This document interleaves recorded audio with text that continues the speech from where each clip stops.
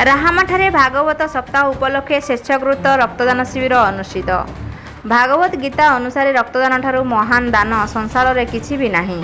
दूर दूरांतरू आमे काहाकू जदि साहाय्य करि परिबा नाही, किंतु रक्त देई गोटे परिवार रो खुशी फेराई देई पारिबा, एही अनुचिंता को अग्राधिकार देई शह शह लोक अरुंड होइथिले। जगतसिंहपुर जिला कुजंग ब्लॉक राहामाଠାରେ भागवत सप्ताह उपलक्षे एक स्वेच्छाकृत रक्तदान शिविर रे राहामा बिजु कल्याण मंडपଠାରେ आयोजित एक रक्तदान शिविर रे बहु विशिष्ट व्यक्ति माने जोग देई रक्तदाता मानकु उत्साहित करथिले। एही रक्तदान शिविर रे मोट 75 यूनिट रक्त संग्रह करा जायथिया बेले एहाकु विभिन्न महल रे स्वागत करा जायछि।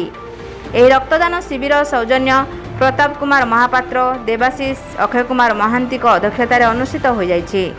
भागवत पारायण व्यास विभू दत्त महाराज, तालपड़ा सरपंच दमयती लेंका, सुब्रत महापात्र, अमूल्य कुमार साहू, सुलेख बेहेरा, शरद दास आदि उपस्थित रही सकाल 9 घटिकार संध्या 5 घटिका पर्यंत सुचारू रूपे परिचालन करथिले। नमस्कार, मो ना पार्थसारथी दास, घर बालीडी, राहामा जगतसिंहपुर। आज आम राहाम गोटे कैंप पड़ता ब्लड डोनेट कैंप पड़ता। मु आगर भी 4-5 थर ब्लड भी देती।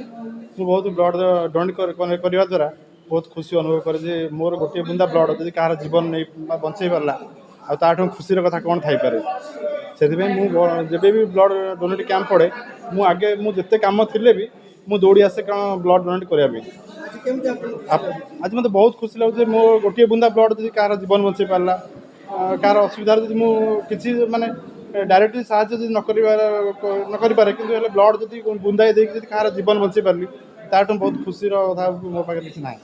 भगवान के प्रति प्रार्थना कर समस्त भले रखते समस्ते खुशी रुहतु। प्रियदर्शिनी तो मुझे ब्लड डोनेशन आसती ये नहीं आगुरी भी देती तो ये देखिली ये हूँ तो दिल्ली ब्लड डोनेट कली बहुत भल लगुच कहीं रक्तदान ही महत्दान आ रक्तदान ही जीवनदान। तो आमे जदि ब्लड दबा द्वारा जहाँ मन जब खुशी आसी पार्टी जन मुहूर्त में खुशी आसी पारुछि ताले हम समस्त ब्लड डोनेट करबा उचित। सॉरी मुझे तो जानी एते रिव्यू तो जानी तो मु जेबेठु भी जानी सेबेठु ब्लड डोनेट करबा स्टार्ट कर दी। जगतसिंहपुर प्रसाद साहनी को रिपोर्ट।